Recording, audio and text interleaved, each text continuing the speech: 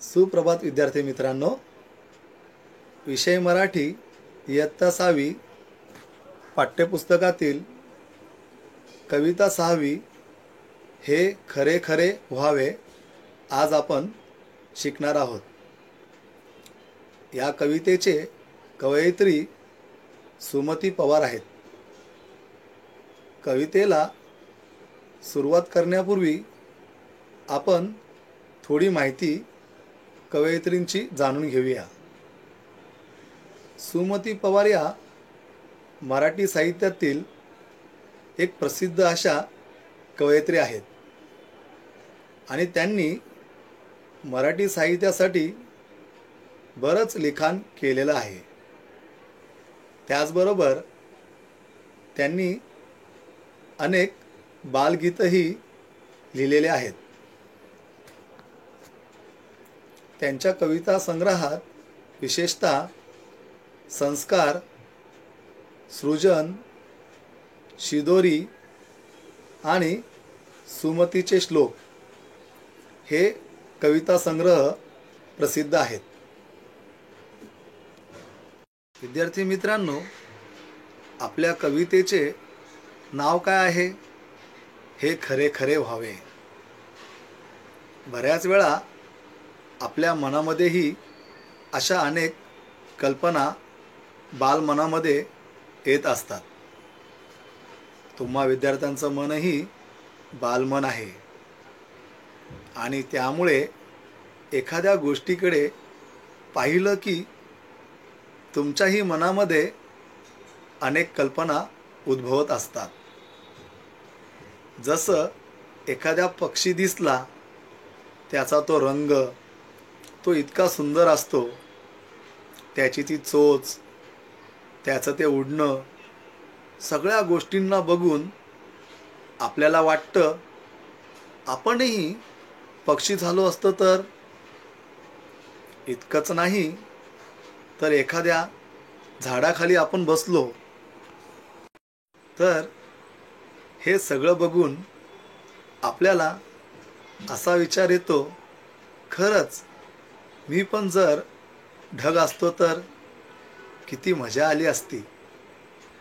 म्हणजे असे अनेक गमतीशीर कल्पना ज्या आहेत या मात्र लहान मुलांच्या मनामध्ये नेहमीच येत असतात। या ज्या कल्पना आहेत तशाच कवयित्रींनी देखील या बालकवितेतून मांडण्याचा छान प्रयत्न केलेला आहे। कवयित्रीला इथे वाटतं की या कल्पना ज्या आहेत खरोखरच खऱ्या झाल्या तर, आणि म्हणूनच या कवितेला शीर्षक जे दिलेले आहे, नाव जे दिलेलं आहे ते आहे हे खरे खरे व्हावे।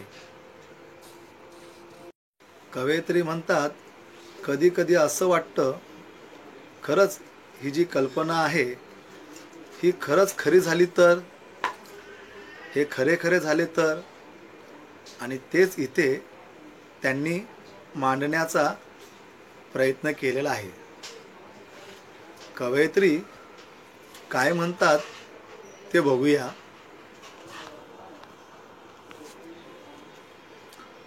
हवेवरी त्या होत स्वारमी अवकाशी विहरावे, मनात माझ्या नेहमी येते मी पक्षी व्हावे। हवेवरी त्या होत स्वारमी अवकाशी विहरावे, मनात माझ्या नेहमी येते मी पक्षी व्हावे।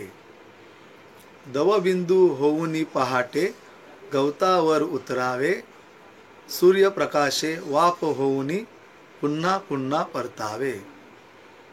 दवबिंदू होऊनी पहाटे गवतावर उतरावे, सूर्यप्रकाशे वाफ होऊनी पुन्हा पुन्हा परतावे। क्षितिजावरचे गडद रंग मी ढग होऊनी झुलावे, भरारणारा होऊन वारा चंद्राशी खेळावे। क्षितिजावरचे गडद रंग मी ढग होऊनी झुलावे, भरारणारा होऊन वारा चंद्राशी खेळावे. धुक्या परी मी अलगद अलगद धरणीवर उतरावे. अवघे जग झाकून तयाला मिश्किलतेने पहावे. धुक्या परी मी अलगद अलगद धरणीवर उतरावे. अवघे जग झाकून तयाला मिश्किलतेने पहावे. ऊर्जेचा तो स्रोत सूर्य मी अगदी जवळून पहावा. काळोखाला चिरत चिरत मी सूर्यकिरण व्हावा. ऊर्जेचा तो स्रोत सूर्य मी अगदी जवळून पाहावा. काळोखाला चिरत चिरत मी सूर्यकिरण व्हावा. निसर्गातल्या रंगांमध्ये मी रंगून जावे. भास नको मज तुम्हा सांगतो हे खरे खरे व्हावे. निसर्गातल्या रंगामध्ये मी रंगून जावे.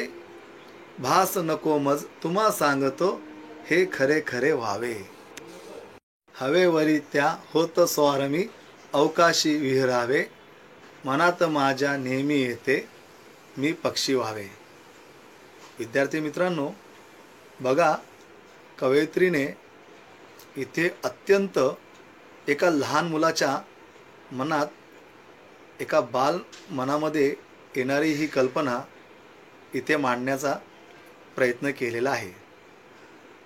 कवयित्री इथे म्हणते की खरोखरच मला आकाशातील हा पक्षी बघून मला असं वाटतं की मी देखील पक्षी होऊन, मी मात्र हवेवर आरूढ होऊन मी आकाशामध्ये उंच भरारी घ्यावी. आकाशामध्ये मी उंच भरारी घेऊन विहरावे. स्वार होणे म्हणजे आरूढ होणे, विहरणे म्हणजे उडणे, संचार करणे. पक्षी आकाशात उडतात तेव्हा ते आपल्याला फार छान दिसतात. कवयित्री इथे आपल्याला सांगतात, खरोखर मी पक्षी झाले तर. कवयित्री म्हणतात, जर मी पक्षी झाले तर मी मात्र काय करेल बरं? मी आकाशामध्ये उंच भरारी घेईल, मी उडेल, हवेवर आरूढ होईल, त्याचा मी आनंद घेईल, असे तिच्या मनात कल्पना येतात. मी पक्षी व्हावे, मी पक्षी होऊन मी सर्व या गमतीजमती अनुभवीन असे तिला वाटते. विद्यार्थ्यांनो, आपण पक्षी आपल्या हौशीपोटी आपल्या घरामध्ये पिंजऱ्यात आपण पाळतो. पिंजऱ्यामध्ये त्यांना आपण बंद करून ठेवतो, परंतु हे चुकीचे आहे. आपण पक्ष्यांना त्यांचं स्वतंत्र जीवन जगू दिले पाहिजे. असं त्यांना आपण बंदिस्त ठेवू नये. पुढे कवयित्री म्हणतात, दवबिंदू होऊनी पहाटे गवतावर उतरावे. सूर्यप्रकाशे वाप होऊनी पुन्हा पुन्हा परतावे. आता इथे कवयित्रीने दुसरी एक कल्पना केलेली आहे. बघा, साधारणतः थंडीमध्ये आपल्याला जे चित्र दिसतं, सकाळी सकाळी फॉग आलेले असतात. फॉग म्हणजे काय? धुकं. सकाळी सकाळी धुकं पडलेलं असतं. आपल्या शाळेमध्ये पण आपण बघतो, ग्राउंडमध्ये जे गवत आहे, गवतांच्या पातावर, त्या गवताच्या पातीवर दवबिंदू आपल्याला दिसतात. गवताच्या पातीवर जे दवबिंदू असतात ते इतके सुंदर दिसतात की आपल्याला हात लावावासे वाटते. दवबिंदूला ड्यू ड्रॉप्स असे म्हणतात. ते आपल्याला मोत्यासारखे वाटतात. साधारणतः ऊन जसजसं वाढायला लागतं तसं मात्र हे दवबिंदू बाष्पीभवन होऊन पुन्हा सूर्यप्रकाशामुळे त्यांची वाफ होऊन ते मात्र निघून जातात. कवयित्रीला देखील हे सुंदर मोत्यासारखे दिसणारे दवबिंदू कवितेच्या मनामध्ये कल्पना येते, मी देखील त्यांच्याप्रमाणे दवबिंदू होऊन पहाटे पहाटे गवताच्या पातीवर उतरावे. जसजसं ऊन येईल, सूर्यप्रकाश येईल, माझी मी वाफ होऊन मात्र पुन्हा परतून जाईल. अशी एक कवयित्रीने गमतीशीर कल्पना इथे मांडलेली आहे. क्षितिजावरचे गडद रंग मी ढग होऊन झुलावे, भरारणारा होऊन वारा चंद्राशी खेळावे. क्षितिज म्हणजे काय? आकाश जिथे जमिनीला टेकलेले आहे असा आपल्याला भास होतो त्याला आपण क्षितिज असे म्हणतो. इंग्रजीमध्ये होरायझन असे म्हणतो. पण मुंबईत राहणारे समुद्रकिनारी गेलो, जेव्हा सूर्य मावळत असतो त्यावेळी तो मावळता सूर्य आपल्याला समुद्राला टेकल्यासारखा वाटतो. म्हणजे तो क्षितिजाला टेकलेला सारखा वाटतो. आकाश जिथे जमिनीला टेकल्याचा भास होतो ती रेषा म्हणजे क्षितिज. सूर्य मावळत असतो त्यावेळी त्याचा रंग त्याच्या आजूबाजूला असलेल्या ढगांच्या रंगामध्ये त्या छटा असतात, त्या खरोखरच आपल्याला आकर्षित करत असतात. बरोबर? आपण त्याचे चित्र काढतो, फोटो घेतो. तो सौंदर्याचा, निसर्गाचा देखावा तो आपण अनुभवत असतो. आपण त्याचा आनंद लुटत असतो. देखील खरंच छान कल्पना आलेली आहे. तिला वाटतं की ती ढग व्हावे आणि झुलावे आणि हा भनान वाहणारा वारा जो आहे तो वारा बनून तिला चंद्राबरोबर खेळण्याची इच्छा आहे. क्या परी मी अलगद अलगद धरणीवर उतरावे, अवघे जग झाकुनी तयाला मिश्किलतेने पाहावे. त्याचबरोबर कवयित्री म्हणतात, मी धुके व्हावं आणि जमिनीवर उतरावं. बराच वेळा धुकं इतकं दाट पडलेलं असतं आपल्याला काही दिसत नाही. सर्व आपल्याला पांढरं पांढरं दिसत असतं.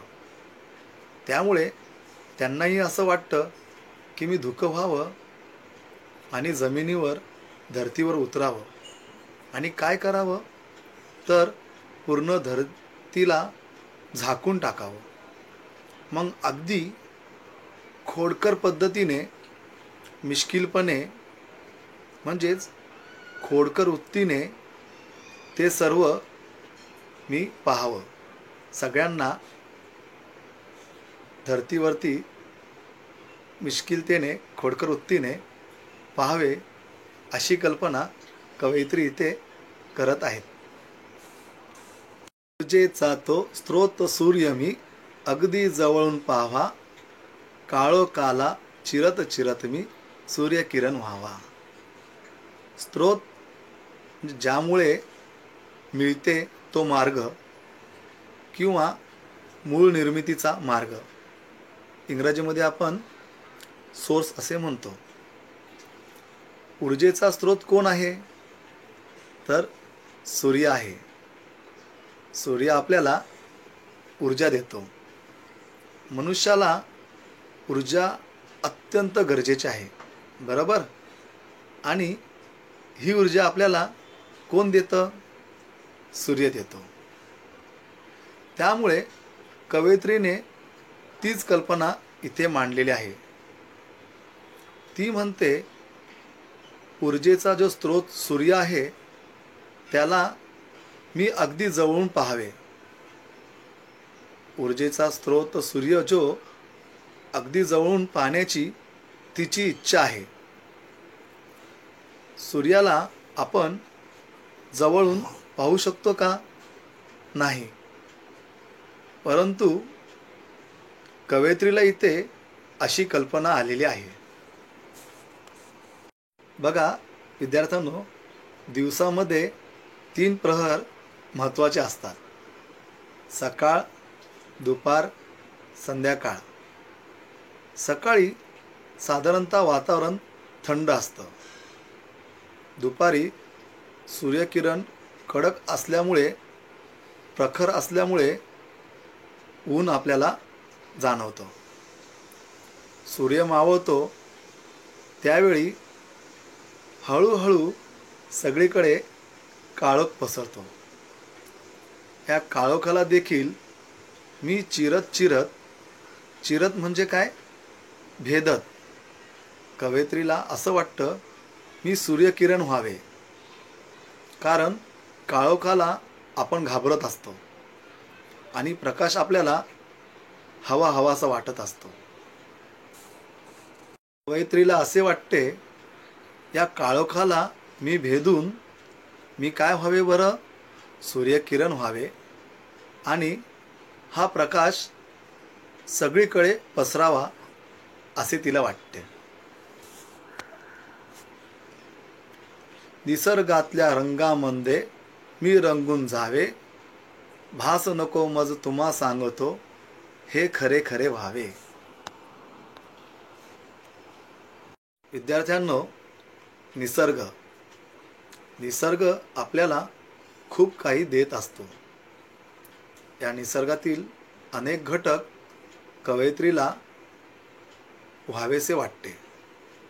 निसर्गातील त्यांना पक्षी व्हावेसे वाटते, दवबिंदू व्हावेसे वाटते, क्षितिजावरचे गडद रंग व्हावेसे वाटते, चंद्राबरोबर खेळणारा वारा व्हावेसे वाटते, खोडकर वृत्तीचे धुके व्हावेसे वाटते. ऊर्जेचा जो स्रोत आहे सूर्य, त्यांना जवळून पाहावेसे वाटते. सूर्यकिरण होऊन काळोखाला भेदावे असे कवयित्रीला वाटते. कवयित्रीला असं वाटतं, निसर्गातील या गोष्टी आहेत, निसर्गातील घटक आहेत, त्या निसर्गातील या रंगांमध्ये मला रंगून जावं असं त्यांना वाटतं. मला भास नको, म्हणजे मला असं वाटतं हे सगळं माझ्याबरोबर खरं खरं व्हावं. अशा पद्धतीने इथे बघा, निसर्गाचं आणि मनुष्याचं नातं सांगायचा छान प्रयत्न कवयित्री सुमती पवार यांनी केलेला आहे. आणि हा निसर्ग खरा आपला मानवी जीवनासाठी असलेला स्रोत आहे. या निसर्गाची काळजी आपण घेतली पाहिजे, त्याचं संवर्धन केलं पाहिजे. निसर्ग आपण जपला पाहिजे. जर आपण निसर्ग जपला तर आपल्या पुढच्या पिढीला त्याचा छान आनंद घेता येईल. हा या कवितेचा खरा अर्थ आहे. विद्यार्थ्यांनो, शब्दार्थ लिहून घ्या. सौर होणे, अरूढ होणे. सौर होणे, अरूढ होणे. विहरावे, फिरावे, संचार करावा. विहरावे, फिरावे, संचार करावा. दवबिंदू, जलबिंदू. दवबिंदू, जलबिंदू.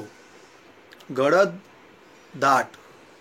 गडद दाट, भरारणारा, वेगाने वाहणारा, झेप घेणारा. धुक्यापरी, धुक्याप्रमाणे, अलगद, हळूच, अलगद, हळूच, अवघे, सगळे, अवघे, सगळे, तयाला, त्याला, तयाला, त्याला, मिश्किलतेने, खोडकरपणे, ऊर्जा, उष्णता, ऊर्जा, उष्णता, चिरत, भेदत, कापत, चिरत, भेदत, कापत, स्त्रोत, ज्यापासून मिळते तो मार्ग किंवा मूळ निर्मितीचा मार्ग. भास, भ्रम, भास म्हणजे भ्रम. मज, मला, मज, मला. मूल्य समजून घ्या विद्यार्थ्यांनो. प्रत्येकाने निसर्गावर प्रेम करावे. प्रत्येकाने निसर्गावर प्रेम करावे. पक्ष्यांप्रमाणे स्वतंत्र व आनंदी राहावे. पक्ष्यांप्रमाणे स्वतंत्र व आनंदी राहावे. सृष्टीचा सन्मान करावा. सृष्टीचा सन्मान करावा. सृष्टीतील सौंदर्याचे निरीक्षण करावे. सृष्टीतील सौंदर्याचे निरीक्षण करावे. सृष्टीतील सुंदरतेचे महत्त्व समजावे. सृष्टीतील सुंदरतेचे महत्त्व समजावे. सूर्यासारखे परोपकारी व्हावे. सूर्यासारखे परोपकारी व्हावे. निसर्गातील रंग जसे एकत्र राहतात तसे आपणही राहावे. निसर्गातील रंग जसे एकत्र राहतात तसे आपणही राहावे. आपण सृष्टीच्या या सुंदरतेचे संरक्षण केले पाहिजे. आपण सृष्टीच्या या सुंदरतेचे संरक्षण केले पाहिजे. धन्यवाद विद्यार्थी मित्रांनो.